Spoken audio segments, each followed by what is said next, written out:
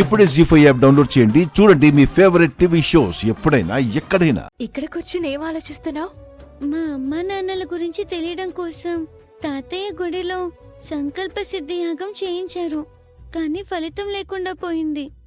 అమ్మా నాన్నల గురించి తెలియలేదు.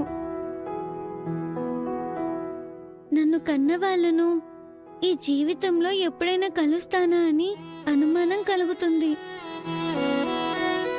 అమ్మా అన్న పిలుపుకు, నాన్న అన్న పిలుపుకి నోచుకుంటానా అనిపిస్తుంది. డబ్బు, కార్లు, బంగ్లాలు అన్నీ ఉన్న వాళ్ళకి కూడా అమ్మా నాన్నలు లేకపోతే ఆనందంగా ఉండదు కదా మేడం. అవునమ్మా, ఎంత సంపద ఉన్నా ఆ సంపద కొన్ని బంధాల కంటే తక్కువే అవుతుంది. అలాంటి బంధాలు మన జీవితంలో లేకపోతే జీవితాంతం వెలితిగానే ఉంటుంది. తల్లిదండ్రులు లేకపోవడం వలన, ఆ పిలుపులకు దూరం కావడం వలన నువ్వెంత బాధపడుతున్నావో నాకు అర్థమవుతుంది. అందుకే నేనొక నిర్ణయానికొచ్చాను. నా నిర్ణయాన్ని చెప్తే నువ్వు చాలా సంతోషపడతావు. అవునా? అయితే చెప్పండి మేడం. నేను నిన్ను అమ్మలా చూసుకుంటాను అని చెప్పాను. నన్ను అమ్మలా భావించమని చెప్పాను. కాబట్టి నువ్వు నన్ను అమ్మ అని పిలవచ్చు.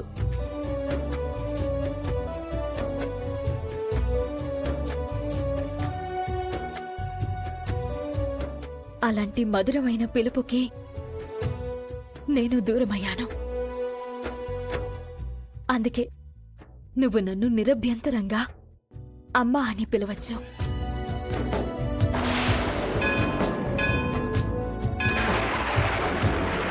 తన జన్మ రహస్యం దైవ సంకల్పం. తొందరపాటు చర్యలతో తెలుసుకోవాలనే ప్రయత్నాలు చేసిన ఎడల బిడ్డ వలన తల్లికి ప్రాణగండం తప్పదు. అటు పిమ్మట బిడ్డ తల్లికి శాశ్వతముగా దూరమగును.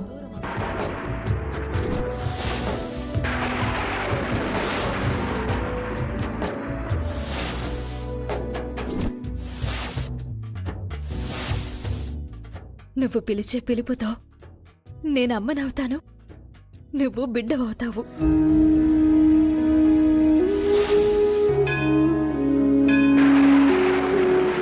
నువ్వు నా కడుపున 9 నెలలు పెరగకపోయినా నువ్వు నన్ను అమ్మ అని పిలవగానే నా కడుపున నిన్ను మోసినంత ఆనందంగా ఫీల్ అవుతాను.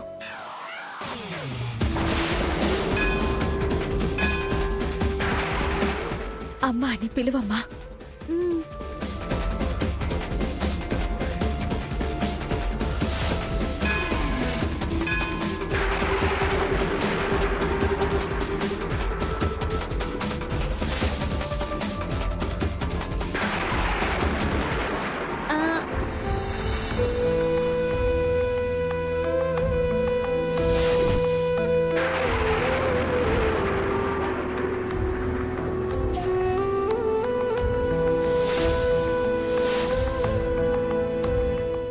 నేనలా పిలవలేను.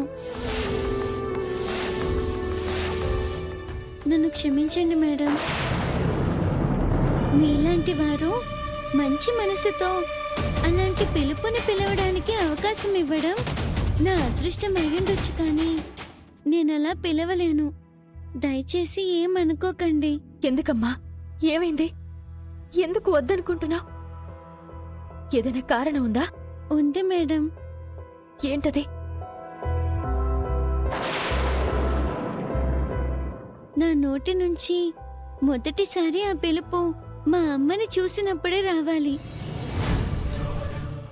ఏ రోజైతే మా అమ్మ నాకు కనిపిస్తుందో అప్పుడు మా అమ్మనే పిలుస్తాను. అమ్మ వయసులో ఉన్న మీలాంటి వారిని అలా పిలవడంలో తప్పులేదు. కానీ నా మనసైతే మొదటిసారి మా అమ్మనే అలా పిలవమని చెప్తుంది. మీరన్నట్టు ఆ పిలుపులోని మాధుర్యం, ఆ పిలుపు ఇచ్చే ఆనందం అప్పుడు వేరేలా ఉంటుంది కదా. అందుకే మిమ్మల్ని మేడం అనే పిలుస్తాను. సరే అమ్మా, నా మనసు కనిపించింది నేను చెప్పాను, నీ మనసు కనిపించింది నువ్వు చెప్పావు. తప్పేం లేదు. వీలైనంత తొందరలో నీకు మీ అమ్మా నాన్నలు దొరకాలని మనస్ఫూర్తిగా కోరుకుంటున్నాను. ఇంక నేను బయలుదేరతాను. Bye madam. బాయ్.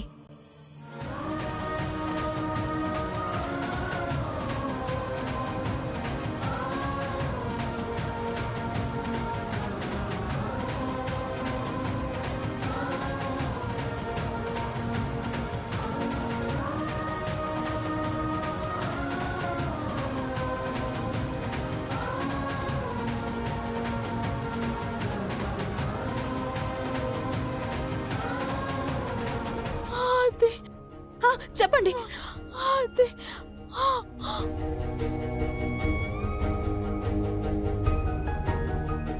ఆమె నాతో ఏం చెప్పాలనుకుంటుంది? ఏ విషయంలోనైనా నాకు సహాయం చేయాలని అనుకుంటుందా? అదే అనుకుంటే ఏమై ఉంటుంది?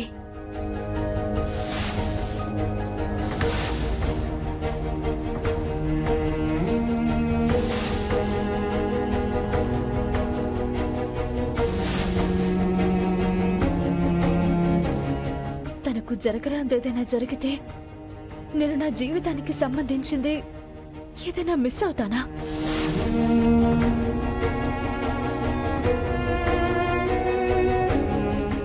ఏమై ఉంటుందా అని నాకు నేను ఊహించుకుంటుంటే పిచ్చెక్కిపోతుంది గాని పలానా విషయం అయి ఉంటుంది అని ఒక నిర్ధారణకి రాలేకపోతున్నాను.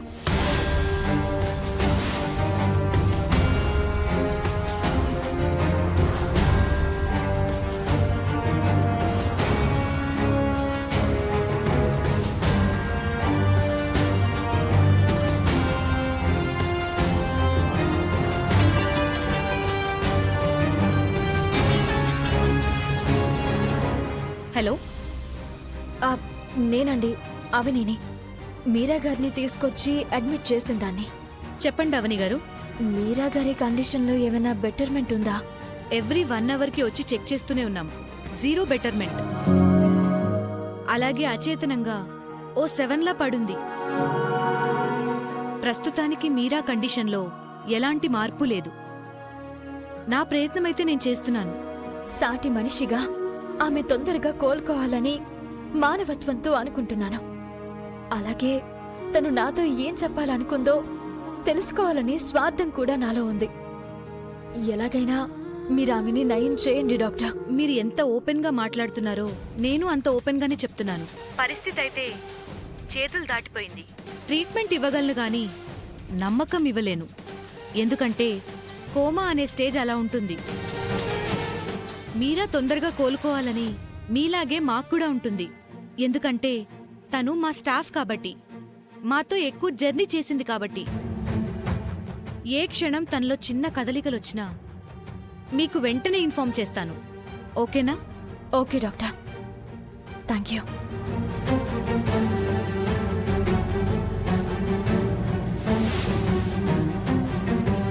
జీ5 యాప్ డౌన్లోడ్ చేసి అన్ని ఎపిసోడ్స్ పూర్తి ఉచితంగా చూడండి.